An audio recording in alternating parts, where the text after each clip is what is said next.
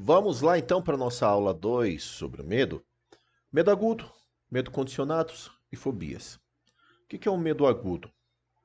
Medo agudo é quando a gente tem uma resposta muito intensa quando existe um estímulo, tá? Nós vamos falar aqui nessa aula diferença entre respostas naturais e aprendidas, neuroplasticidade na consolidação de traumas, papel do tempo e da repetição nas memórias de medo. Nós vamos falar sobre esses três temas no que eu vou seguir para você aqui, onde a gente vai abordar, dentro desses conceitos, sobre medo agudo, medo condicionado e fobias. Deixa eu abrir minha câmera. Vamos lá. O medo agudo é quando a gente tem uma resposta extrema, tá? Diante a um estímulo específico. O estímulo existiu. O que eu tenho que pensar quando eu falo o estímulo existiu? O estímulo foi captado por um dos sentidos, por um dos sensores. Tá, então o que quer dizer? Tocou, foi visto, foi ouvido, né? Foi sentido o seu cheiro, foi sentido talvez o gosto, sabe? Né? A temperatura específica. Então, teve uma demanda. Se a gente pegar no escopo dos cinco sentidos centrais, deixar um pouco, né, os cinco sentidos, os outros, não só cinco sentidos, os outros vários, dezenas de sentidos auxiliadores, né, que estão contidos dentro dos cinco sentidos principais, quando a gente fala um medo agudo, é quando algum estímulo interagiu com um dos sensores, principalmente os sensores centrais. Que aí a gente pode considerar, tem mais, mas vamos considerar os cinco sentidos, quatro na verdade. Opa, bati aqui no microfone. Quatro sentidos primordiais para que a gente considere a ativação aguda de um medo, que é ser tocado, ser visto, ser ouvido ou ser cheirado, né? Ter sentido o cheiro de algo. Então a gente tem quatro ativadores que podem tocar, estimular um dos sensores e aí estimular uma resposta aguda. Pum! Foi lá em cima. A gente tem um medo agudo, tá? Esse medo, geralmente, ele passa, a gente vai estudar sobre a resposta natural e aprendidas, né? Pelo medo condicionado, tá? A gente tem o medo condicionado, tem o trauma envolvido aqui. O que é o trauma? Como eu falei anteriormente em outra aula de coisa sobre agressividade, né? Que a gente está abordando onde algo, um evento, não foi no eixo HPA, onde um evento ele excede a capacidade do indivíduo de processar aquilo e gera um trauma. Muitas vezes a gente pode observar dois caminhos, que é uma hiperatividade, uau, o bicho, ou a pessoa, ela fica, uau, elétrica, quando vê aquilo, a pessoa ouve uma música e ela sai louca, gritando, uau, uhul, essa música, tipo, você olha assim, caraca, velho, por que você fez isso, meu irmão? Então aquilo foi um trauma, às vezes numa música, num momento que a emoção estava correta, às vezes estava com álcool aí no corpo, que facilitou a produção de uma emoção, de uma expansão emocional e tal, mas ela ouve, ela tem aquela hiperresposta. Ou o mesmo estímulo para outra pessoa pode provocar uma resposta de medo. Se a pessoa estava ouvindo aquela música, medo condicionado, né? Antes de sofrer um acidente, ouviu aquela música no carro e pum, sofreu um acidente, né, sobreviveu por pouco. Isso se torna uma ativação, né, um medo condicionado, um trauma, é diferente. O trauma, o que é? Uma única experiência extremamente emocional. Esse é o trauma. Pum! Excedeu. Imagina que o limite seja aqui, ó, na linha dos meus olhos. Essa emoção, esse evento trouxe uma emoção aqui. Esse é o limite. Ele trouxe aqui. Esse é o evento traumático. O que é o evento condicionado? Vai subindo, subindo, subindo, subindo, subindo, subindo, subindo, subindo, subindo, subindo, subindo, condicionando esse indivíduo a ter uma resposta emocional com o passar das experiências. Então pode ser tanto uma resposta imperativa, aquela ansiedade, aquela loucura, que você olha, nossa, ele é tão feliz. Não, é um evento traumático, é uma resposta de trauma. Ou aquela resposta de trauma que a gente, nossa, aí todo mundo bate palma e fala assim, e ele foi traumatizado, né? É cultural, a sociedade nega o trauma de emoção positiva e ela bate palma e aplaude, né, dando ênfase somente ao trauma de emoção negativa. Olha, isso vai traumatizar o animal, mas isso que você está fazendo, essa loucura toda, isso também vai traumatizar o animal. Só que a gente observa o que chamamos de medo no evento condicionado traumático. Né? Tipo, uau, ele ficou louco. Ele fica louco porque ele sofreu um trauma. Tipo assim, ele sai latindo, feliz, pulando em tudo. Essa é uma resposta de um evento traumático. É um evento traumático. Você tá doido? Essa hiperresposta é em resposta a um evento traumático ou um condicionamento traumático, em que ele vai até que ele chega no limite que traumatizou, não dá para sustentar mais. Um condicionamento traumático ou um evento traumático. Olha a diferença. Um evento traumático, pensa que isso aqui é como se fosse um volume de emoção. Um evento traumático, ele é linha reta, linear no tempo. O tempo está correndo aqui, ó. Então, o evento traumático, ele é linear no tempo. É tipo assim, ele, pum, o máximo que ele vai é assim, ó. Foi rápido, esse é um evento traumático. Um condicionamento traumático, ele se desloca no tempo e nesse deslocamento do tempo ele vai atingir um pico traumático. Então, essa é a principal diferença entre um condicionamento traumático e um evento traumático. Por quê? É importante falarmos sobre as duas coisas. O medo, a gente está nessa aula sobre medo. Né? Você vê que a gente vai trazer o mesmo tema, uma abordagem para você entender hiperatividade e ansiedade, falando coisas parecidas com o que a gente falou aqui, só que trazendo outra parte que não vou falar aqui, porque a gente vai falar especificamente do medo. Então aqui, quando eu vejo, né, essa resposta traumática na linha do tempo, que é um deslocamento rápido, pum, único, né? Como eu citei, um acidente. Ou esse condicionamento o tempo todo, pressão, né? Estresse, até que chega no ponto que o indivíduo não aguenta mais, ele sofre um trauma condicionado, né? Ele teve uma linha de deslocamento no tempo até atingir um nível de trauma. Ou ele é direto e rápido. Esse é o medo condicionado. Então, a gente pode ter, geralmente no medo condicionado, a gente tem esses medos agudos, tá? Tanto no trauma quanto no medo condicionado. A gente tem esses medos agudos, que são respostas extremas,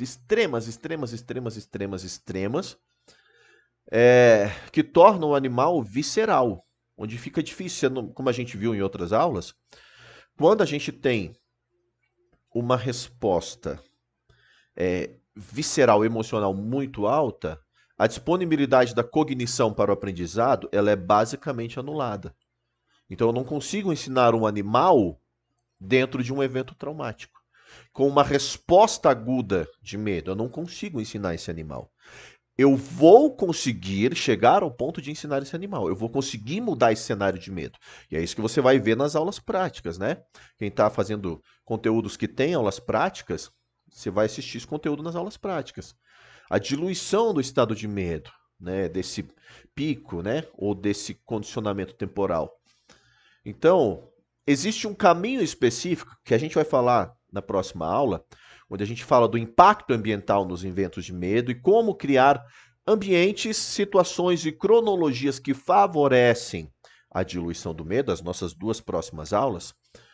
Então a gente vai falar sobre como eu tiro o animal desse agudo, onde não existe muita cognição ou nenhuma cognição disponível para que possa existir neuroplasticidade nesse aprendizado, que é o que a gente falou lá, que é falar sobre esse tema, né? Então, a anulação da neuroplasticidade impede que eu consiga, entre aspas, tá, conversar com aquele cérebro e ressignificar aquele estado emocional. Então, o tempo, né, essa terceira variável que eu trouxe para você, nesse papel, o tempo, imagina que a gente já tem um animal que ele viveu, condicionamento, pá, volta a linha do tempo para cá. E aí imagina que ele se mantém nessa linha traumática a maioria do tempo, muito acima da linha do saudável. Isso com o tempo vai danificar a capacidade desse animal lidar com o medo de uma maneira básica, né, basal.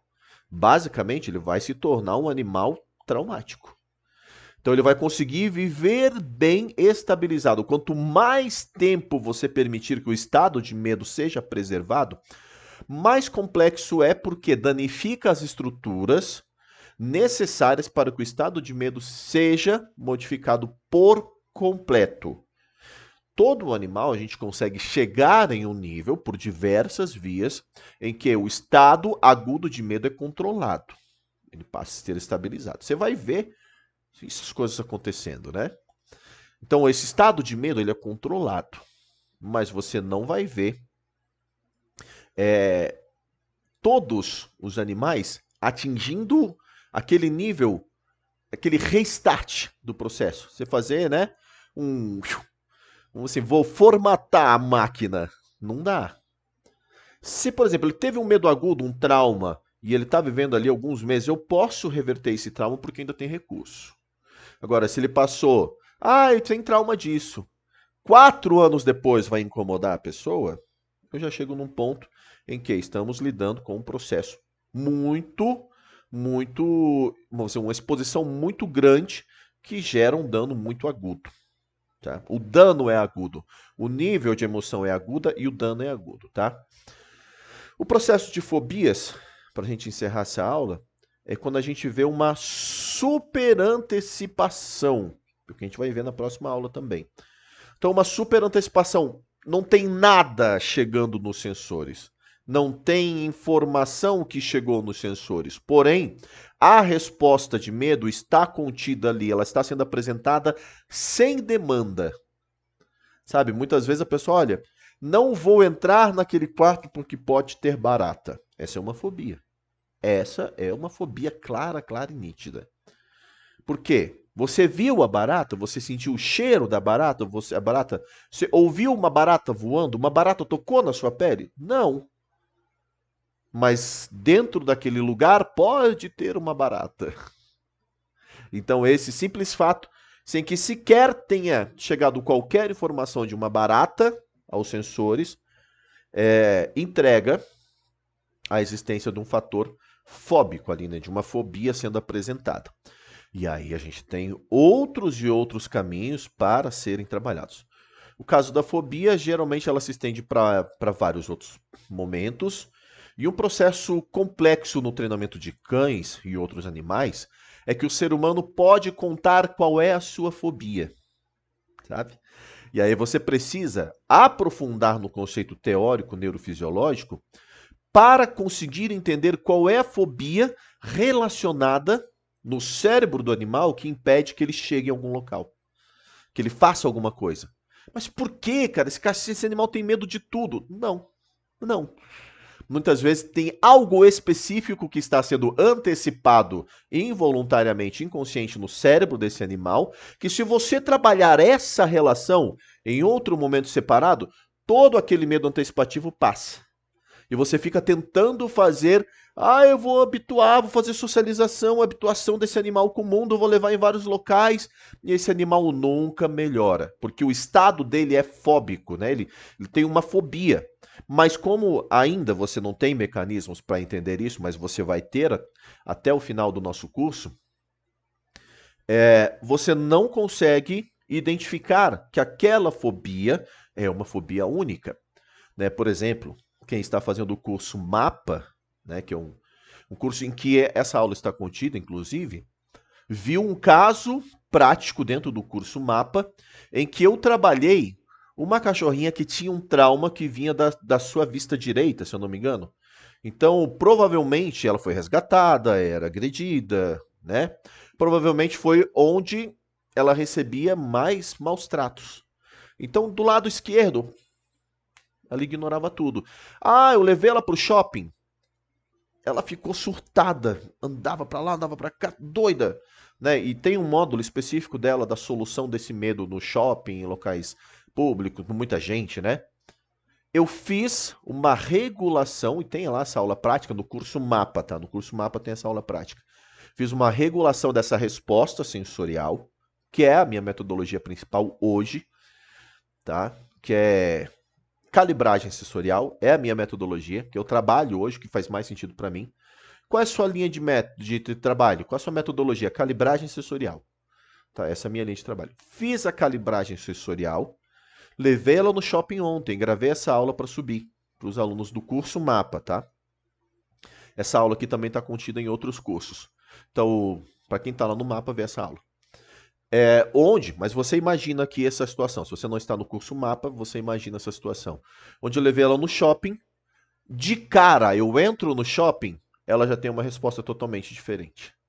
Eu não fiquei horas e horas e horas no shopping. Eu simplesmente identifiquei qual era o trauma, qual era a resposta, qual era o desequilíbrio funcional sensorial dela em relação a esse estado fóbico, né, essa fobia, regulei a resposta sensorial e levei ela no shopping. Ela nunca teve medo de shopping. Simplesmente ela tinha um trauma que estava antecipando todas as situações dela, da vida dela dentro do shopping. Regulando esse trauma, a gente conseguiu ter uma resposta adequada no shopping. Ficou lá 10, 20 minutos comigo, vendo pessoas passar, a pessoa passou na frente dela, passou nos pés dela. Ela não deu bola pra nada, tá? Então, é essencial que a gente evolua nessa questão, como você viu na primeira aula, o que é o medo, quais as funções do medo, como ver o medo de uma maneira real e não com essa fantasia criada genericamente para todos. Quando você observa isso, você consegue entender e compreender a diferença entre medo funcional e um estado problemático de medo. Aqui, você já começa esse estudo, a gente tem mais 2 aulas ainda sobre medo, que você já começa esse estudo onde você identifica medo agudo, medo traumático, medo condicionado ao trauma, fobias, medo natural. Como eu dei o exemplo, por exemplo, se eu entro numa sala, né, se eu entro nesse estúdio e tem uma luzinha desse tamanico aqui, ó, vou pegar uma luzinha do tamanho, sei lá, do tamanho dessa ponta de caneta aqui, ó. No canto dessa sala tá tudo escuro e tem uma luz amarela e púrpura e vermelha que ela fica oscilando no canto. Eu nunca vi isso. Isso é um medo natural. Eu vou ter medo dessa minúscula luz. Vou me aproximar com cautela. Isso é um medo natural, um medo inteligente, necessário, inclusive, tá bom? Vamos finalizar essa aula, reflita sobre isso, anote no seu caderninho onde você está fazendo o curso, está estudando, traga perguntas para o grupo, tá? Traga perguntas para o grupo do curso que você está fazendo, ou do grupo Mapa, lá também na aula, né? Nessa cachorrinha onde eu citei, que está no curso Mapa. Você pode fazer essa pergunta diretamente nos vídeos dela, mas estenda, amplie a sua percepção sobre medo.